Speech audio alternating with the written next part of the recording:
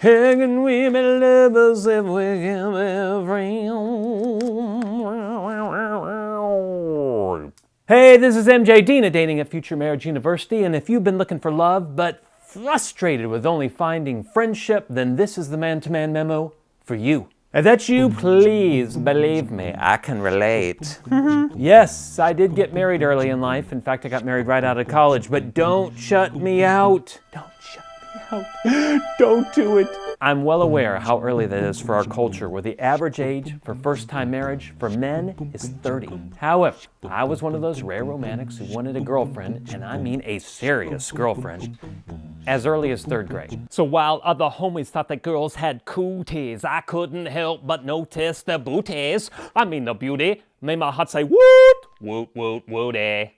Serious. Wanna take one out for some Rudy Tooty fresh and fruity pancakes at the IHOP, syrup flowing nonstop. So yeah, I was a young Romeo who began his search for love in 3rd grade and did not find his first girlfriend until the 2nd semester of his junior year in college. So regardless of whether you're looking for love at age 9 or age 49, I have one thing I want to encourage you to do, and that is to stop freaking out about the friend zone. I hear a lot about the friend zone these days, as if it was some sort of 2nd place prize in relationshipdom. And I get it.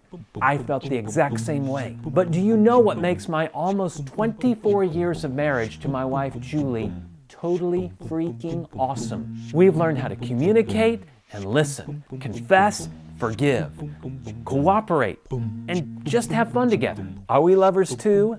Yes. But as the song says, how can we be lovers if we can't be friends? Bottom line, before I ever got the 1st place prize as being Julie's man, I spent over 2 years in the so-called 2nd place position of the friend zone. That's over 2 years where I wasn't trying to impress her, like maybe I was with the other girls. I was letting her get to know the real me, and I was getting to know the real her. And it was in the friend zone where we more or less grew in love instead of falling in love. Which meant we could do away with all the rom-com manipulation and emotional war games. Of course, it was an awkward transition at times. In fact, at one point, I told her we were not going to ever be anything else but friends.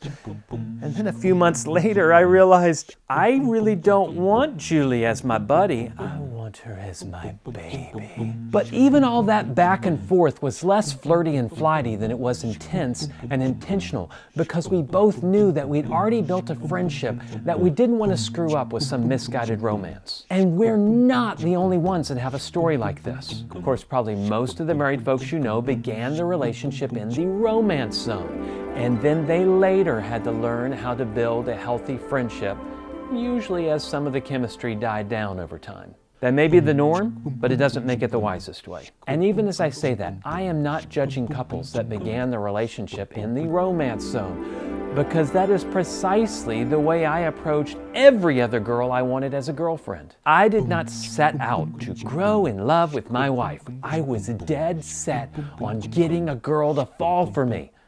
I just wasn't very successful at it. At the end of the day, the reality is this.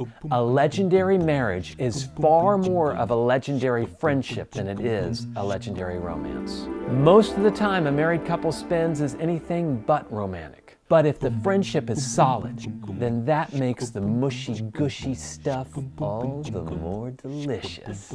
So doesn't it make more sense to ensure that you're able to build a strong friendship with this girl before you get to all the kissy face? Yes, it does. But please don't take my advice and then go off and try to do what we call bait and switch dating. If you don't know what I mean by bait and switch dating, check out the link at the end of this video.